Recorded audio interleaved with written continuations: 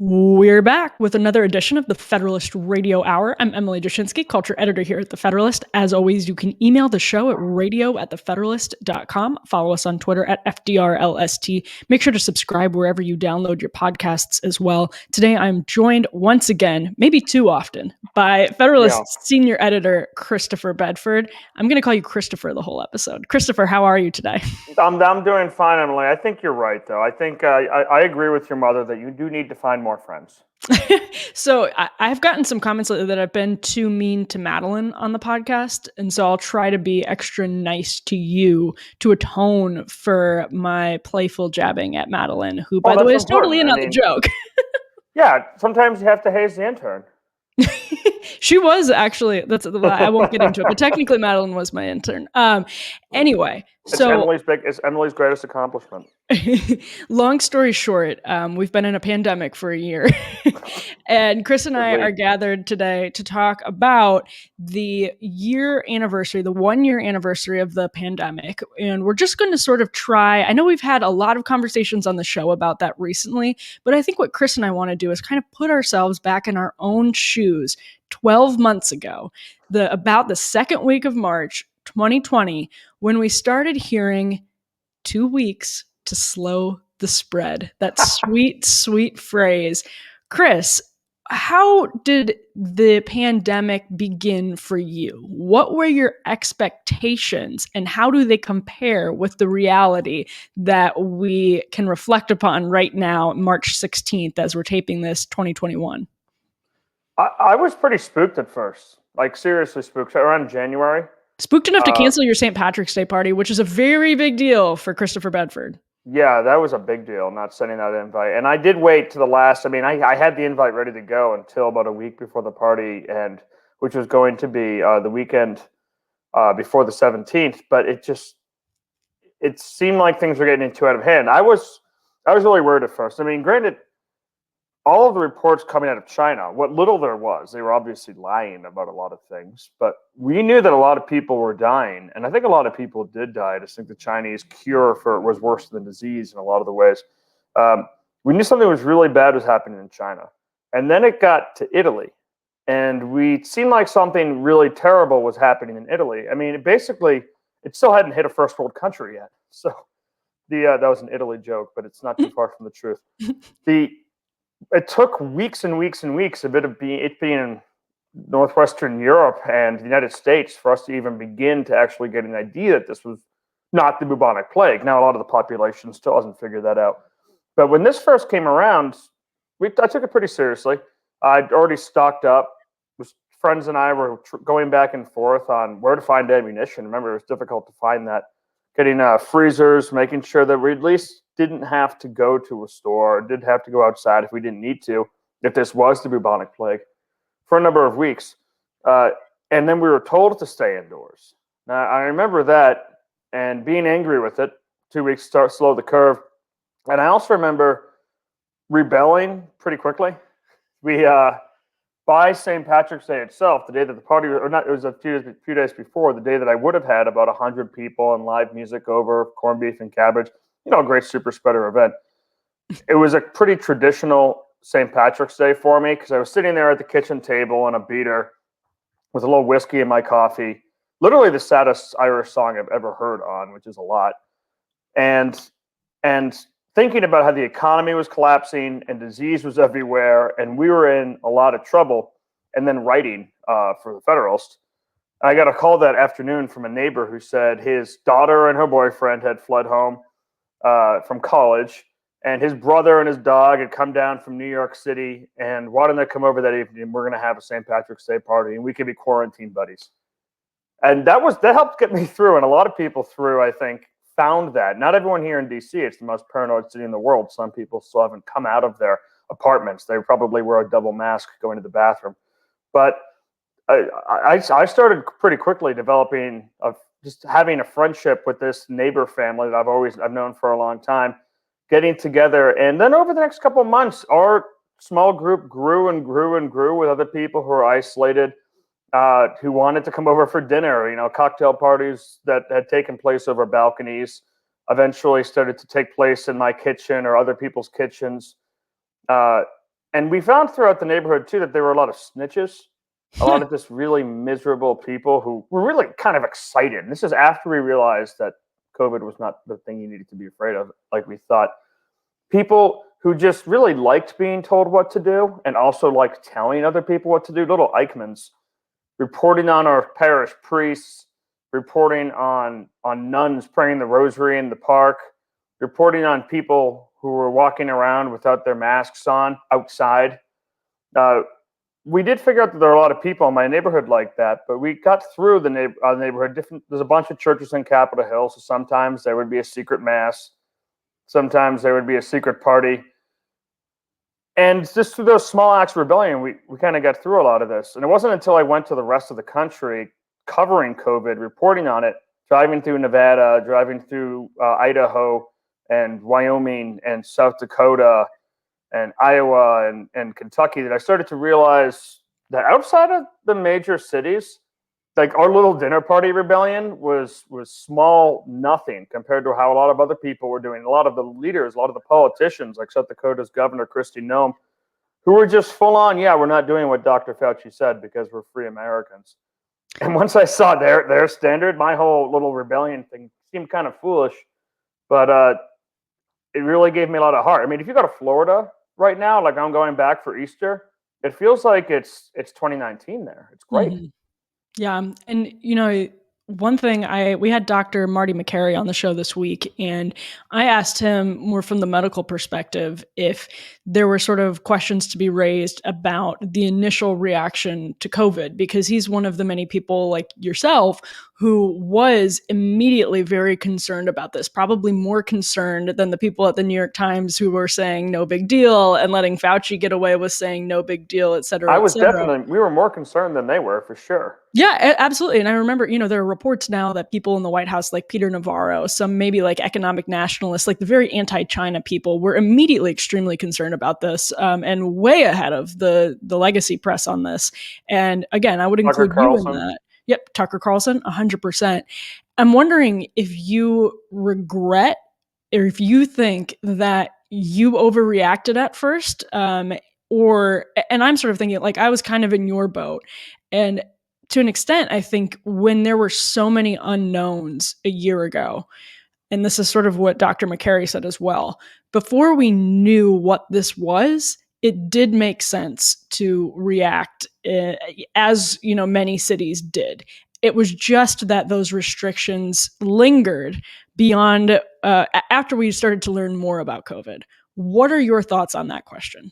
Well, I don't have any personal regrets, and I was somewhat careful in this. So when I was stocking up on food, I made sure to stock up on things that I could actually see myself eating if this wasn't a big deal at all, like pastas and canned sauces and frozen vegetables and frozen meats, chicken and beef. Like, these are things that I'm still working through my COVID stores, and I also stocked up a lot more. You should keep your COVID stores.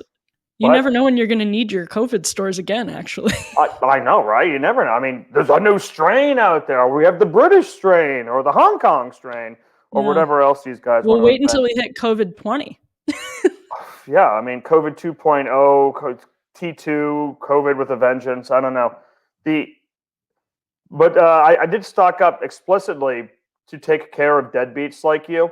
So if I had like neighbors, no, I stocked up as well. I stocked up as well. Good. I'm glad. For people I liked and for neighbors, I wanted to be able to take care of them if they needed stuff, and so I bought enough things for me and a couple of people to be able to last a few months, comfortably and then uncomfortably eventually, but to still be able to be fine if worse came to worse. And I don't regret that. I mean, this is stuff that I'll just be working through, except I found out that vitamin water is mostly disgusting. Only maybe one flavor is really good. So if you want any vitamin water. And of course, for those who I didn't like, I mean, I had the ammunition. So you could just go around and say, like, you're not getting anything, and actually give me your medicine.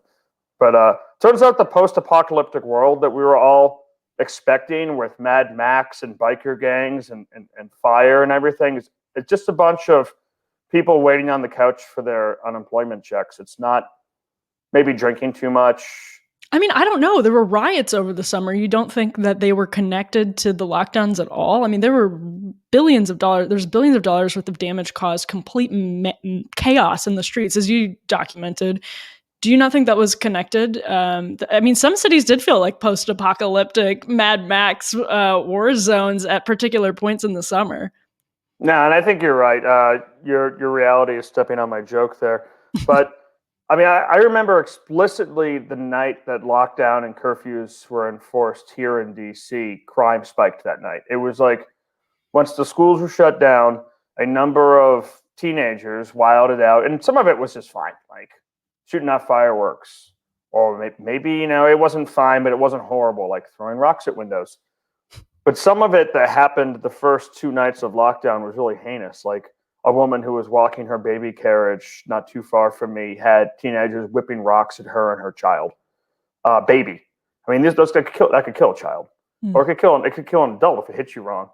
That kind of stuff really worried me. And then when the riots started to happen in DC and throughout the country, there were 2 nights explicitly where a number of us in the neighborhood were up all night with weapons, legal weapons, completely ready in case we needed it. Never got close to needing it. It was actually really wonderful to live in neighborhoods that in the 1960s and there was actually a racial grievance problem when Martin Luther King had been killed, when there was real problems between whites and blacks and not completely manufactured, overeducated bullshit like we have today. This neighborhood and neighborhoods around it burned. That, of course, did not happen this time. All the kids from Georgetown and George Washington and American University were downtown rioting against the man. But Chris and I are both graduates of George Washington University and American University, respectively. Well, I hope you have as much scorn for your terrible alma mater as I do. But here, I don't have as much as you do for yours because mine is objectively better. No, it's just more expensive. Yeah, oh my gosh, it's so horrible. better. And so are its attendees.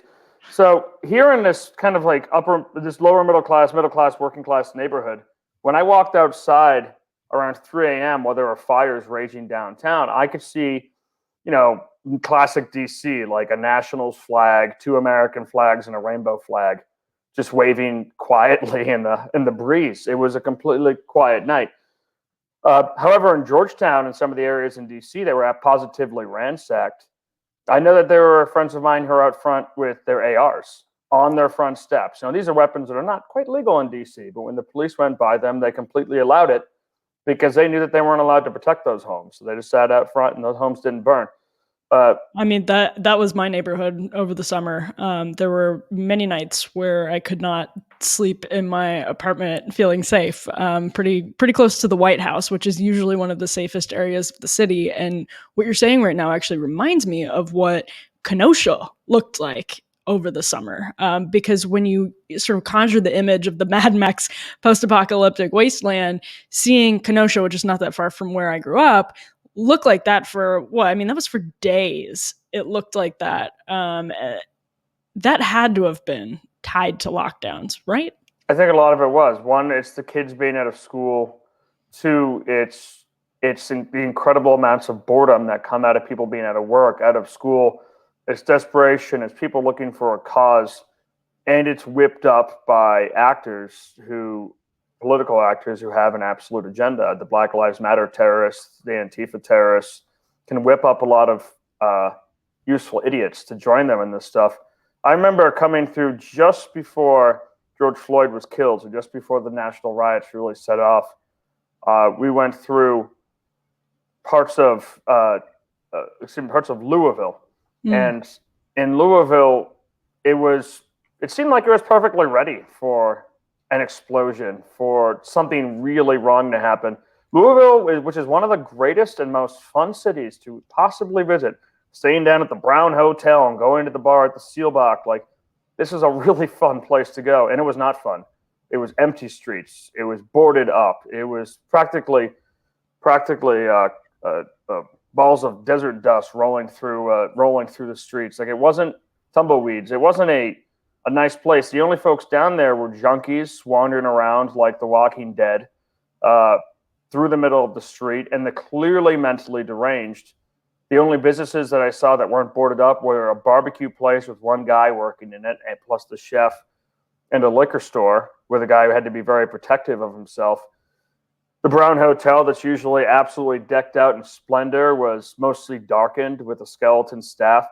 And this was right before the riots happened. And over the next few weeks, it would be occupied for weeks and weeks and weeks by black supremacists and anarchists before a bunch of militia came down and said, well, now we're occupying it. Then it became a national news story. This was the kind of chaos that these cities were fermenting. And, keep in mind that when I came through Louisville and it was acting like this due to COVID, I had just come through huge swaths of the country that weren't closed at all, where they weren't primed for this kind of explosion because their civil society was operating and their government wasn't cowering in fear of some disease. And I think you're right. That played a huge part into this. And it makes me very suspicious of the whole thing and how it's been used to change this country.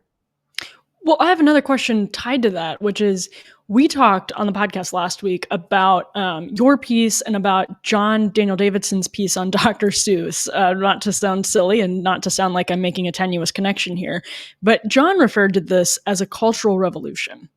And what I am trying to disentangle is what level of sort of economic distress and cultural distress pushed people into the streets, and not just for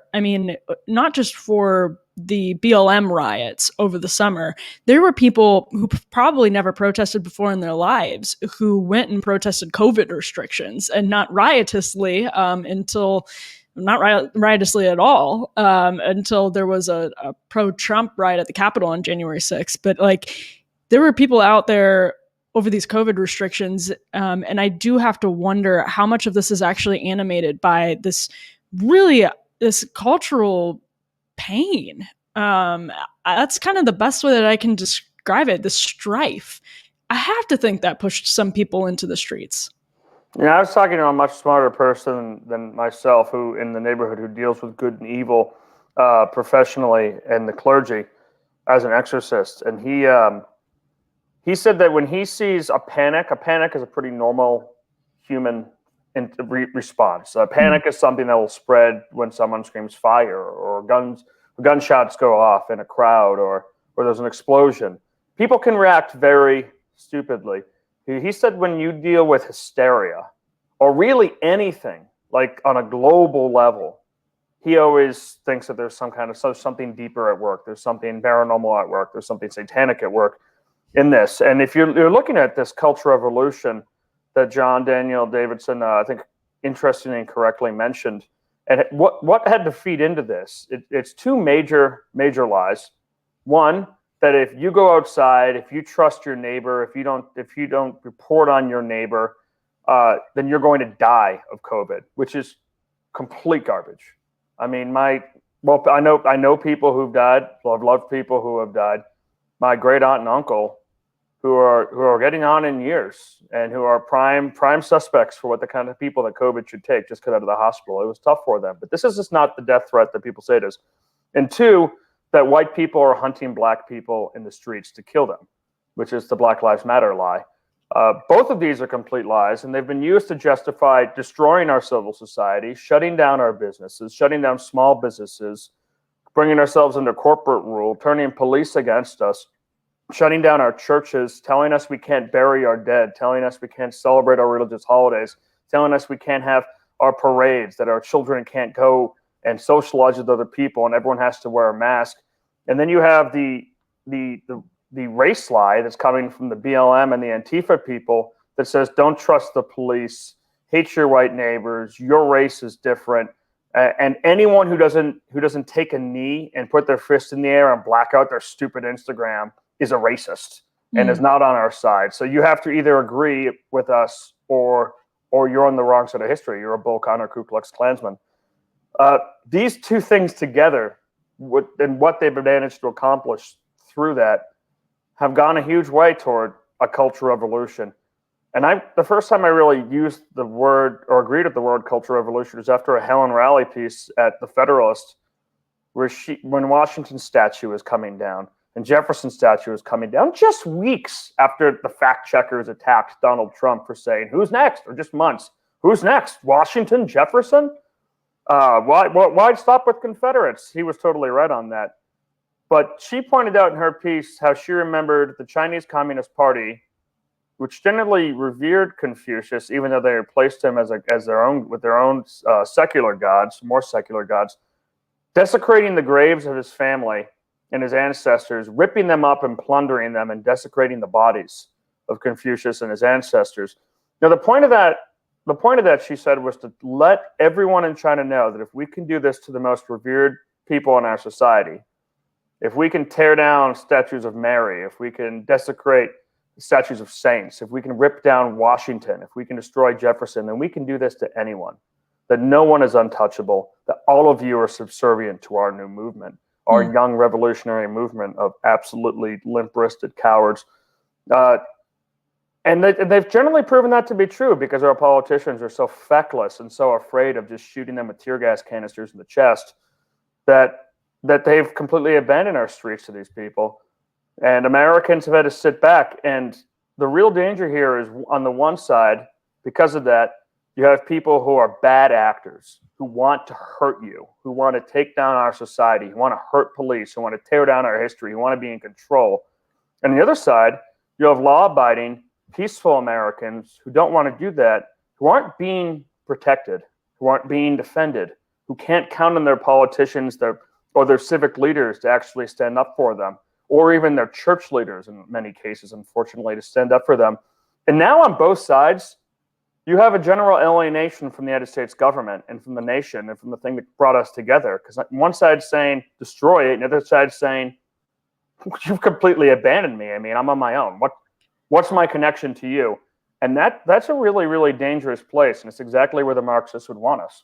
I don't think our political elites fully understand exactly how damaging the noble lie that they told about masks was early in this pandemic. And I say that as a segue into a broader point. I remember the first COVID-related piece that I wrote was, wow, it's a bad time to have a pandemic when we have just totally crumbling trust in all of our institutions, primarily because people need to trust both the government and the media to give them accurate medical information and accurate information in general. And what turned out to happen was sadly completely predictable. There's nothing special about making that prediction. It was the most obvious thing in the world. The media failed the public time and time and time and again in reporting accurate medical information, and even the government has failed at conveying accurate information, scientifically accurate information. The new CDC guidelines that just came out last week, for instance,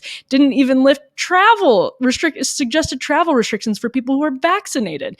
And so we have this population who has nowhere to turn. They really legitimately have no idea who to trust.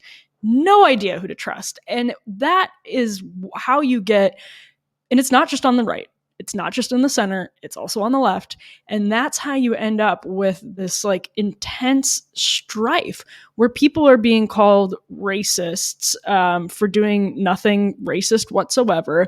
People believe that they're actually being targeted by racists when they're not being targeted by racists, which sets them up for this false sense of victimhood because it's been legitimized and sanctioned by our academic institutions, by our media institutions, and by our government institutions, which now distribute critical race theory literature, as the Smithsonian did. I think it was the Smithsonian just later last year. So, of course, I mean, it seems like basically what the pandemic did was accelerate the cultural strife that would have maybe played out over the next 5 years anyway, but it all happened in the course of a year, it seems. Yeah, I think we're at the revolution part, just like you said. I mean, I couldn't believe how far left the country went under Barack Obama's 8 years as president, where a mass movement against the possibility of socialism after 8 years of Ronald Reagan, and then 4 years of George H.W. Bush, and then 8 years of a actually conservative Democrat by any modern standard. and then 8 years of George W. Bush.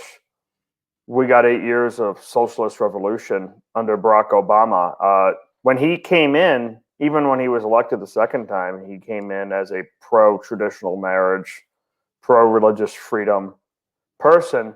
Even if people like me knew that he was full of it, at least that's what he felt like he needed to campaign on.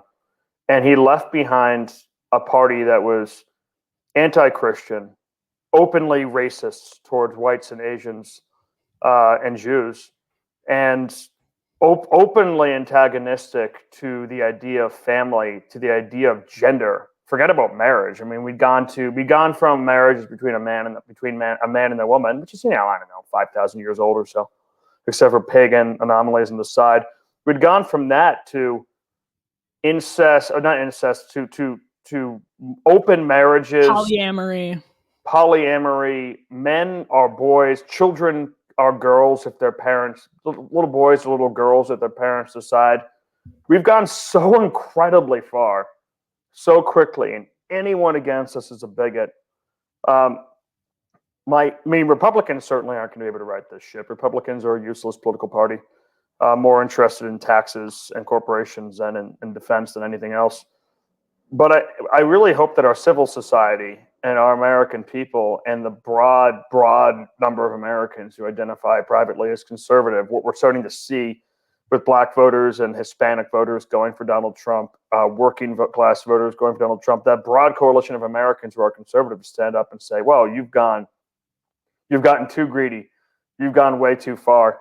And I think the only reason they've been able to make some of these massive steps are two-pronged. One, the pandemic, and the huge amount of disruption is caused everywhere, and fear.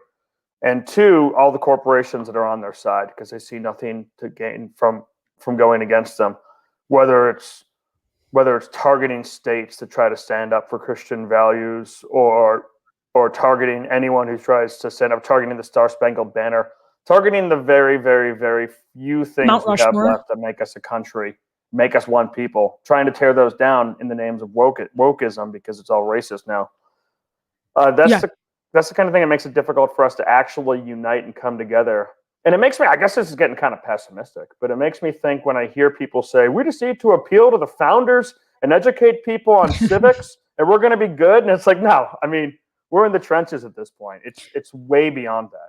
But it's way beyond that, and they didn't realize, particularly the establishment of both the Democratic and the Republican Party, I will add, because the Democratic establishment is privately and sometimes publicly horrified by a lot of this stuff. And the signatories of the Harper's letter, which included Gloria Steinem and Noam Chomsky, some of these sort of like boomer leftists who were, willing to put their names on those, on that statement in support of free speech after the New York Times retracted Tom Cotton's op-ed.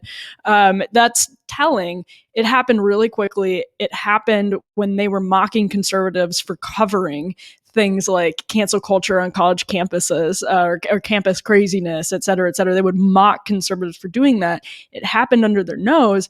And you mentioned that this sounds pessimistic. And that brings me to one point that I really wanted to ask you about, which I think is ultimately pessimistic in my interpretation, which is that the lockdowns have seemed to engender actually an appetite for government control among a section of the population. And when you're talking about how Republicans will make these appeals to the Constitution and liberty, et cetera, we're way beyond that. We're at the point where college campuses, the argument is being made that free speech as a concept is a tool of white supremacy.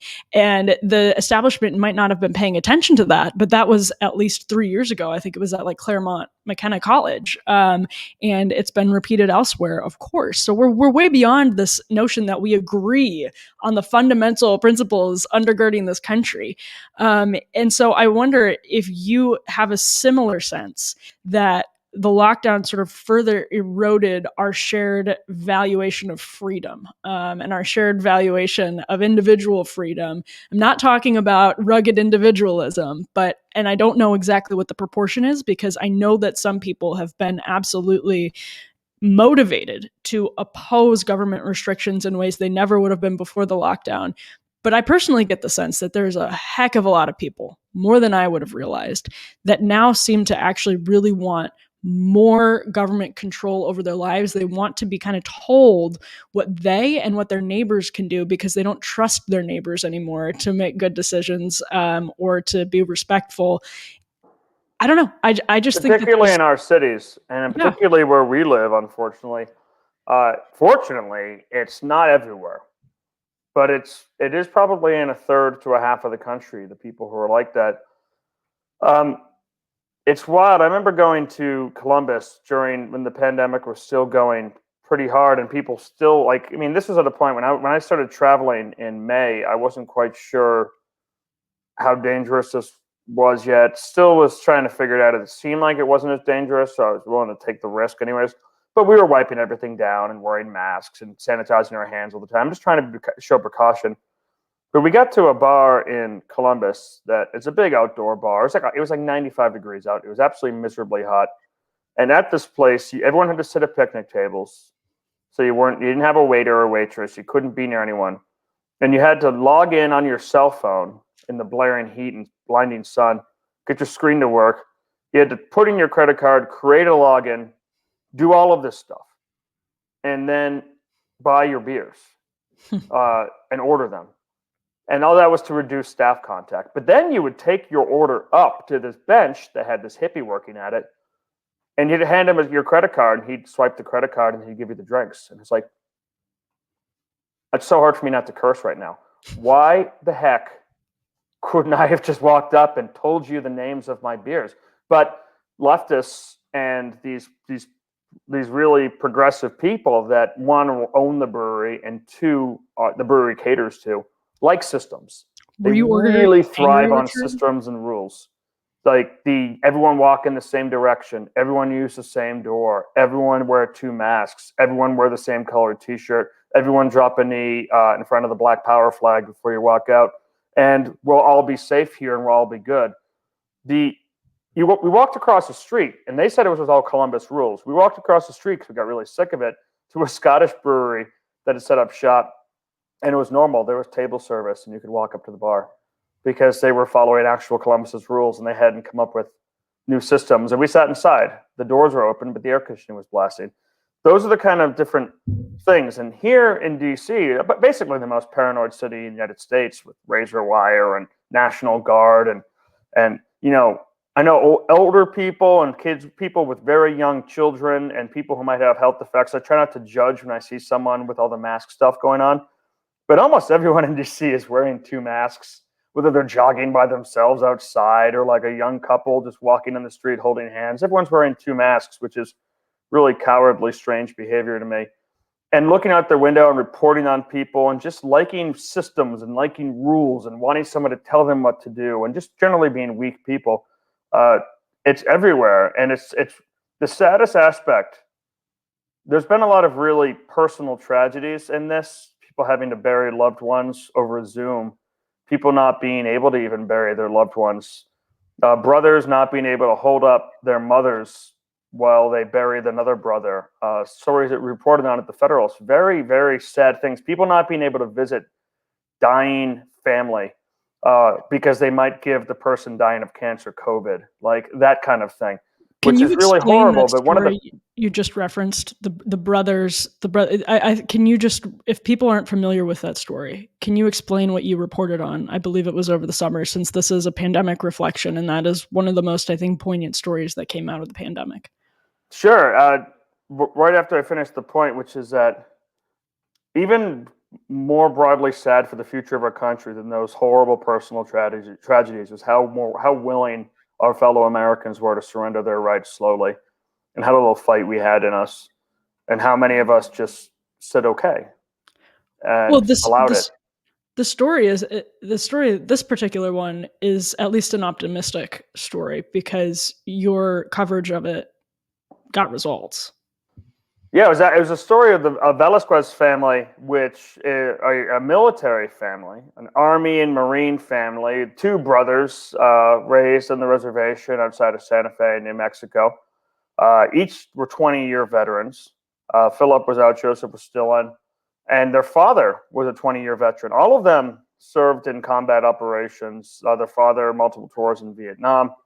The brothers in Iraq, Afghanistan, also going to Macedonia and other kinds of tours. 20 years in there. Joseph was killed by hit and run while walking home one night on his country road, and the family was trying to bury him. He left behind a widow. He left behind 6 children. He left behind his parents, his brother and his wife, and all of their children.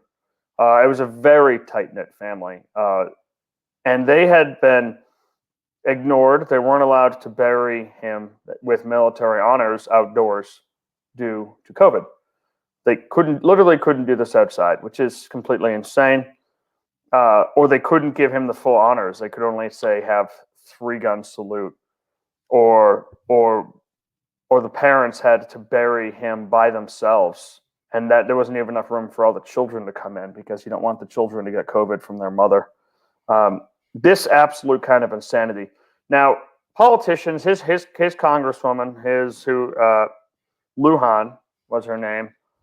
She's now our Secretary of Energy. She's been elected she made history as an Indian Secretary of Energy, despite the fact that she completely ignored her own Indian veteran constituents.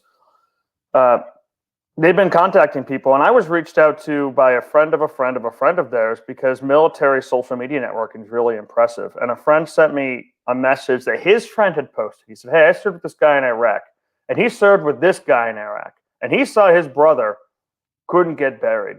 Can you look into this and see if you can do anything with it?" And I looked into it and was able to reach out until I was able to finally get on the phone with Joseph's brother, Phil, and hear the story.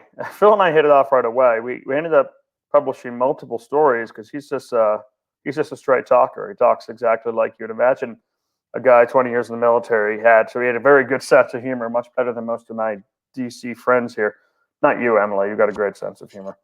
Thank you. Trying to get through to these politicians, we were calling them, we were ringing them up. But keep in mind, like Deb Haaland had gone to like George Floyd's 3rd massive public funeral. She'd flown when no one was allowed to fly.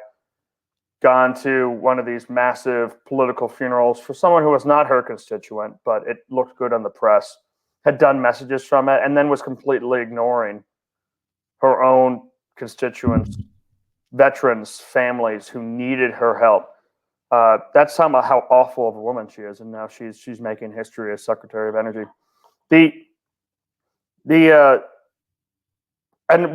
After we got promised that they would get back to them, that's what we got with the first article. It was weeks and then nothing. So then we published a second article saying they're being completely ignored and their congressmen and senators are lying. No one's getting back to them and no one cares about them, just hoping this will go away. It started to pick up in the military community and started to get picked up by local press at that point and started to make more noise. And with the second article and what we were able to push and radio hits and everything we could push in New Mexico to try and help these people. And, when your job is media, it's kind of fun to try and help people every now and then. It's pretty rare. Usually we're just hurting people. We were actually eventually able to push this through. Eventually this woman, Carmela, who worked for Senator Udall, reached out to the Velasquez family and said that, you could tell right away he laughed when she got on the phone with him, that she was a veteran because she talked like it.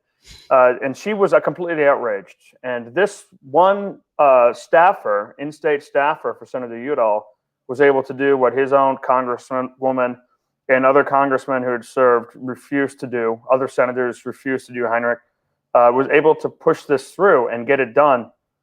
And he got buried, thank God, in July with full military honors. The Indian Tribes Police Force came out. They sent me pictures. There's a massive motorcycle contingent who went out there, parade outdoors for him. American flags off of bridges, people holding signs along the way because this has become a local media sensation. And then, of course, those people weren't allowed to come into the funeral.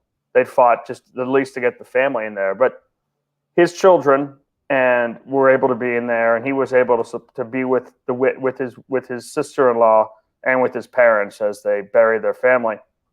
And it was just a very moving, wonderful story. It was great to be a part of it, and great to tell it, and great to help make sure it could actually happen. And I can't wait to connect with them next time I'm able to get through Santa Fe. But there are a lot of stories of personal tragedy that occurred because of absolutely insane bureaucratic overreach and just people who had no sympathy and no humanity in them, and they just worshipped at the altar of systems and Fauci. And no, this is the system. This is the system. They made them do this. They were going to make them do it in a tent, so it wasn't even outdoors. And then they said you couldn't do it in a tent because COVID, but you had to do it in a tent because COVID. Absolute unending insanity. And it's the kind of things that people all over this country had to deal with. These were not isolated injustices. These were everywhere. And that's the kind of thing that takes, not with Phil and not with his family, but it takes people who literally gave decades, 60 years between two generations, three men, for their country in uniform, whose wives and mothers had sent off and been alone watching kids or worrying about their husbands and their children who were part of this, and children who had worried about their fathers who were away. And it makes people sit there like that and think, well, what's the government? Does the government care for me at all? Or does it just really care for making Black Lives Matter protesters happy? Like, who's on my side? And that's, like we mentioned earlier in the podcast, that's a really dangerous place to be. And the reason I wanted you, there are a couple of reasons I particularly wanted you to tell that story. One is that it is so important to remember that there are so many personal tragedies. There have been so many personal tragedies over the course of the last year. And there are personal tragedies that have been made worse by the insane, persistent regulations. And there's a balance that creates a balance for politicians and for our political establishment to strike between, and I don't think either political party particularly struck that balance. It's a hard thing to do, but I don't think Republicans failed. Yeah, absolutely. And I think large part, President Trump, for Kristi Noem, DeSantis, governor of Alaska. Yep. People failed. Yep, I agree. But what's so interesting, I think what's unique about our coverage at the Federalist, and it's why our coverage at the Federalist, I think, really holds up. If you look back, there are a lot of things that we were being derided and mocked for publishing. Of course, we don't care. But at the time, that were completely vindicated by time. And I think the reason a lot of our coverage holds up is because we're not really based in DC. Our people our staff, which is small but mighty, is all over the country. And we're not isolated in these coastal enclaves where there is a monoculture and intense pressure to maintain the monoculture. And so another part of that story that I want to ask you about is, are we, on an optimistic note, does this contrast with the pessimism when you look at how in localities around the country, people really have mobilized to take care of one another? So my question to you is the glass half empty, or is it actually half full outside of the Beltway, where people have banded together and made the best of a terrible year? Which way should we see it? I think we should see it half empty. There's incredibly uplifting things to see. Driving through the country and seeing a lot of real Americans and how their strength that already existed has powered them through this. Bars and restaurants that have been kept alive when they weren't even allowed to serve people because residents wanted to take care of their own and because they were a part of communities. People who really struggled to get by but relied on networks and friends and churches to get through. Churches have stayed open even when bishops told them to close. Those are good stories, but what this has really exposed more than anything, which is that, well, huge parts of America are as American as they've always been. Every single one of our centers of power, elite power, are completely opposed to America, completely opposed to religion, completely opposed to any traditional idea of civic society, opposed to our founding, and opposed to our freedoms. And, parts of America still remaining America means that it's not all over, but losing every single power center, all of the commanding heights on corporations, on sports, as we've seen in the last week on the military, that shows just how screwed we are. We're in trouble. Yeah, I don't disagree with that at all. It's hard for me to kind of reconcile the two because I know that I live in a very different reality from where I grew up and from other people around the country. And obviously, we try, sort of DC-based Federalist staff tries really hard to be have a connection with the rest of the country. I mean, you crisscrossed the country how many times over the course of the past year on reporting trips? 3 or 4 times. The thing, if you look at like Tim Carney's thesis in Alienated America, and Tim was just on the podcast not too long ago, it does make you feel like the glass is half empty because it's bad in our cities and it is bad in our local communities. And actually, it's probably better in some cities where the elites make these prescriptions, cultural and economic prescriptions that they don't live by themselves, but that actually impact the working class and that actually impact people in the middle of the country who do need to, say, go on OnlyFans to pay the bills that month or feel they need to go on OnlyFans to pay the bills that month. And the church pews in their towns are probably empty. And so, I sadly think your glass half full assessment is accurate. But it's a very difficult pill to swallow, and I guess the task falls on the remaining sane people in this country, of which there are genuinely a lot, to sort of buck the pressures and stand up and try to turn the tide in all of the small ways that we can. Yeah, and I've got an article out this week, out on Wednesday, that says that I think one of the things that we need to do as Americans, what we need to do as free Americans, is resist. I mean, every act of resistance you can. Don't be afraid. There's no reason that when someone tells you that you can't, and I think a lot of our listeners are already on board with this. Someone says you can't gather for Christmas, that you can't gather for Christmas. When I was reporting a little bit in New Mexico, or at least driving through it on reporting, I was told that I had to stop and wait for 2 weeks when I got there. I just didn't. And next time I go to New Mexico, if it's doing the exact same thing, I'll do exactly that again. I remember getting off the plane at Logan in Boston and being told, you must quarantine for the next 2 weeks. Welcome to Massachusetts. Quarantine for the next 2 weeks. I grabbed a Dunkin' Donuts coffee and I got in a car and I took it out and I borrowed a car from my brother.